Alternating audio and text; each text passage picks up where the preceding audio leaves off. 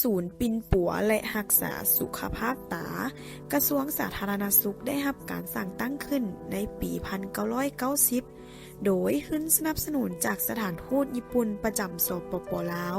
ผ่านองค์การอนามัยโลกซึ่งเซ็นรับรองจากทานรัฐมนตรีกระทรวงสาธารณสุขศูนย์ปิ่นปัวและรักษาสุขภาพตามีโครงประกอบทางด้านกลุ่มจักการจัดตั้ง4แขนงคือ 1. แขนงกันและส่งเสริมสุขภาพตา 2. แขนงปิ่นปัวฟื้นฟูหน้าที่การ 3. แขนงกวดเขตนอกฉุกเฉิน 4. แขนงบริหารหน้าที่ของแขนงกวดเขตนอกฉุกเฉินมีหน้าที่จัดตั้งผันขยายมติคำสั่งกฎหมายแผนยุทธศาสตร์และนิติกรรมต่างๆเรียกงานบริการกวดและปิ่นปัวมาเป็นแผนการละเอียดเพื่อจัดตั้งปฏิบัติให้มีประสิทธิผลพัฒนาคู่มือเครื่องมือและสื่อทางด้านเรียกงานกันพยาตาโดยประสานสมทบกับภาคส่วนที่เกี่ยวข้องให้บริการกวดสุขภาพกวดพยาธิบ่งมติและปิ่นปัวแก่ผู้มารับบริการอยู่ห้องกวดเขตนอกเกี่ยวกับพยาธิตาค้นคว้าเทคนิควิทยาศาสตร์เผยแพร่และนำใช้ผลของการค้นคว้าเพื่อปรับปรุงเวียกงานวิชาการของการแพทย์ตาให้มีประสิทธิภาพรับต้นคนเจ็บและเอาอาการชีวิตของคนเจ็บพร้อมทางจัดส่งคนเจ็บเข้าห้องกวดช่วยอำนวยความสะดวกต่างๆให้แก่คนเจ็บและพี่น้องคนเจ็บให้สุขศึกษาและข้อมูลข่าวสารเกี่ยวกับพยาธิตาแก่ผู้มารับบริการอยู่ห้องกวดเขตนอกให้คำปรึกษาและส่งต่อคนเจ็บในเครือข่ายเกี่ยวกับพยาธิอื่นๆให้ภาคส่วนที่เกี่ยวข้องสร้างความเข้มแข็งให้แก่พนักงานผู้รับผิดชอบการบ่งมติพยาธิในขอบเขตทั่วประเทศประกอบส่วนสั่งหลักสูตรและสิสอนให้แก่นักศึกษาในภาคทฤษฎีและฝึกปฏิบัติตัวจริงเกี่ยวกับพยาธิตาเก็บกำสถิติคนเจ็บที่เป็นพยาธิเกี่ยวกับตาคุ้มครองเก็บรักษายาและระบบความเย็นให้ถูกตามระเบียบหลักการสร้างแผนความต้องการนำใช้ยาและอุปกรณ์การแพทย์ในแต่ละเดือนปีให้เพียงพอกับความต้องการของการบริการให้บริการกวดวิเคราะห์ซอกหาเชื้อพยาธิวัดแทกสายตาประกอบแว่นตาและอื่นๆพัวพันประสานงานร่วมมือและแลกเปลี่ยนบทเรียนด้านวิชาการเกี่ยวกับการปิ่นปัวและรักษาสุขภาพตาทั้งภายในและต่างประเทศสรุปสั่งรวมและรายงานการเคลื่อนไหวเวียกงานของแขนงกวดเขตนอกฉุกเฉินประจำอาทิตย์ให้แขนงบริหารเพื่อรายงานคณะศูนย์และภาคส่วนที่เกี่ยวข้องปฏิบัติหน้าที่อื่นตามการมอบหมายของคณะศูนย์หน้าที่ของแขนงปิ่นปัวและฟื้นฟูหน้าที่การมีหน้าที่จัดตั้งผันขยายมติคำสั่งกฎหมายแผนยุทธศาสตร์และนิติกรรมต่างๆเวียกงานปิ่นปัวและฟื้นฟูหน้าที่การเกี่ยวกับพยาธิตามาเป็นแผนการละเอียดเพื่อจัดตั้งปฏิบัติให้มีประสิทธิผลพัฒนาคู่มือเครื่องมือและสื่อทางการปิ่นปัวเกี่ยวกับพยาธิตาโดยประสานสมทบกับภาคส่วนที่เกี่ยวข้องค้นคว้าเทคนิควิทยาศาสตร์เผยแพร่และนำใช้ผลของการค้นคว้าเพื่อปรับปรุงเวียกงานวิชาการของการปิ่นปัวและรักษาสุขภาพตาให้มีประสิทธิภาพ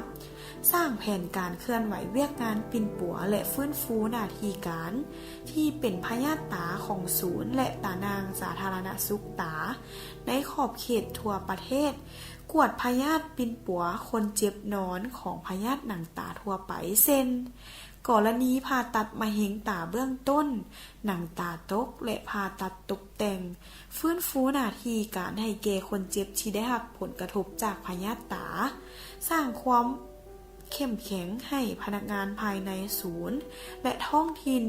เพื่อยกระดับความชำนาญงานทางด้านวิชาการเกี่ยวกับการฟื้นฟูคนเจ็บที่ได้รับผลกระทบจากพยาธิแกนตาขุ่นและพยาธิตาอื่นๆติดตามสุกยุ่งกวดกาและประเมินผลการเคลื่อนไหววิชาการเกี่ยวกับฟื้นฟูคนเจ็บที่ได้รับผลกระทบจากพยาธิแกนตาขุ่นในขอบเขตทั่วประเทศประกอบส่วนสิทธิสอนให้แก่นักศึกษาภาคทฤษฎีและฝึกปฏิบัติตัวจริงเกี่ยวกับการปิ่นปัวและรักษาสุขภาพตาผ พัวพันประสานงานร่วมมือและแลกเปลี่ยนบทเรียนด้านวิชาการเกี่ยวกับการปิ่นปัว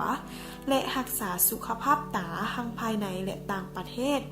สรุปสั่งรวมและรายงานการเคลื่อนไหวเวียกงานของแผนกปิ่นปัวและฟื้นฟูหน้าที่การประจำอาทิตย์ให้แผนกบริหารเพื่อรายงานคณะศูนย์ปฏิบัติหน้าที่อื่นๆตามการมอบหมายของคณะศูนย์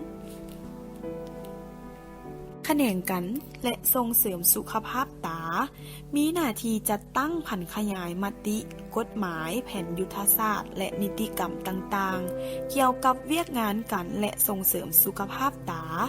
มาเป็นแผนการละเอียดเพื่อจัดตั้งปฏิบัติให้มีประสิทธิผลพัฒนาคู่มือเครื่องมือแบบฟอร์มและเอกสารด้านวิชาการ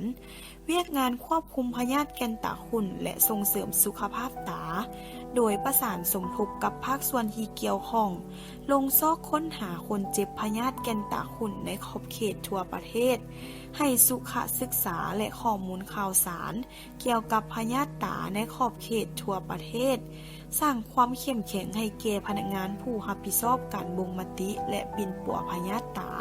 ในขอบเขตทั่วประเทศค้นคว้าวิทยาศาสตร์เผยแพร่และนำใช้ผลของการค้นคว้าเพื่อปรับปรุงเวียกงานกันส่งเสริมและปิ่นปัวพยาธิตาให้มีประสิทธิภาพ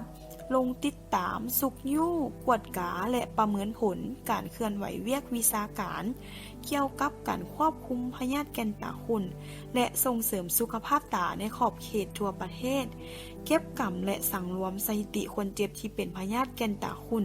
ในขอบเขตทั่วประเทศเพื่อรายงานภาคส่วนที่เกี่ยวข้องสั่งรวมและขึ้นแผนความต้องการยาและอุปกรณ์สำหรับลงเคลื่อนไหวผ่าตัดเคลื่อนที่ในขอบเขตทั่วประเทศพัวพันประสานงานร่วมมือและแลกเปลี่ยนบทเรียนด้านเวียกงานควบคุมพยาธิตาและส่งเสริมสุขภาพตาทั้งภายในและต่างประเทศสรุปสั่งรวมและรายงานการเคลื่อนไหวเวียกงานประจำอาทิตย์ให้แขนงบริหารเพื่อรายงานคณะศูนย์ปฏิบัติหน้าที่อื่นๆตามการมอบหมายของคณะศูนย์แขนงบริหารมีหน้าที่จัดตั้งผันขยายมติกฎหมายแผนยุทธศาสตร์และนิติกรรมต่างๆเกี่ยวกับเวียกงานบริหารสำรวมมาเป็นแผนการละเอียดเพื่อจัดตั้งปฏิบัติให้มีประสิทธิผลขึ้นแผนงบประมาณคุ้มครองรายรับรายจ่ายการนำใช้งบประมาณและสรุปรายงานประจำอาทิตย์ประจำเดือน3เดือน6เดือน9เดือนปีและ5ปีของศูนย์เป็นเสนาธิการให้คณะศูนย์ในการประสานสมทบกับแขนงเกี่ยวข้องเพื่อค้นคว้าหาแผนยุทธศาสตร์นโยบายขอแนะนำหลักการมาตรฐานต่างๆเกี่ยวกับเวียกงานการส่งเสริมและปิ่นปัวพยาธิตาคุ้มครองและบริหารเอกสารขาเข้าขาออกสำเนาจัดส่งจัดพิมพ์และพร้อมทางคุ้มครองตาประทับของศูนย์และการจำซื่อของหัวหน้าและห้องหัวหน้าศูนย์คุ้มครองพนักงานรัฐกรขึ้นแผนการก่อสร้างบำรุงยกระดับเสนอการเดือนสั้นขันเงินเดือนการปฏิบัตินโยบายย่องย่อและวินัยต่อพนักงานรัฐกรภายในศูนย์คุ้มครองรายรับรายจ่ายเงินเดือนขึ้นบัญชีทรัพย์สมบัติคงที่พาหนะน้ำมันเสื้อไฟเวียกงานการส่งแปลงอุปกรณ์ทับไส้และเคหสถานต่างๆของศูนย์เป็นเสนาธิการในการคุ้มครองโครงการงบประมาณเวียกงานการจัดซื้อจัดจ้างเพื่อสร้างเงื่อนไขอำนวยความสะดวกให้เวียกงานบริการการส่งเสริมและปิ่นปัวพยาธิตาเป็นเสนาธิการให้คณะศูนย์ในการค้นคว้าปรับปรุงกงจักรการจัดตั้งของศูนย์โดยประสานสมทบกับภาคส่วนที่เกี่ยวข้องรับผิดชอบและอำนวยความสะดวกต่างๆเวียกงานพิธีการการรับแขกการจัดกองประชุมการประชาสัมพันธ์เวียกงานป้องกันและความเป็นระเบียบเรียบร้อยจบงามภายในศูนย์ประสานสมทบและให้ความร่วมมือกับคณะกวดกาปิดสรุปบัญชีงบประมาณตามตัวเลขศูนย์โมงและปิดสรุปขาดตัวงบประมาณประจำปีพัวพันประสานงานกับการจัดตั้งที่เกี่ยวของทางภายในและต่างประเทศและบรรดาครูร่วมพัฒนาครูร่วมงานเพื่อจัดตั้งปฏิบัติเวียกงานกันส่งเสริมและปิ่นปัวพยาธิตาให้มีประสิทธิผล เรียกโฮมพัวพันประสานบรรดาแขนงภายในศูนย์และภาคส่วนที่เกี่ยวข้องเข้าร่วมกองประชุมและบันทึกกองประชุมต่างๆสรุปสำรวมและรายงานเคลื่อนไหวเวียกงานของแต่ละแขนงประจำอาทิตย์ประจำเดือน3 เดือน6 เดือน9 เดือนปีกลางสมัยและ5 ปีในคณะศูนย์ปฏิบัติหน้าที่อื่นๆตามการมอบหมาย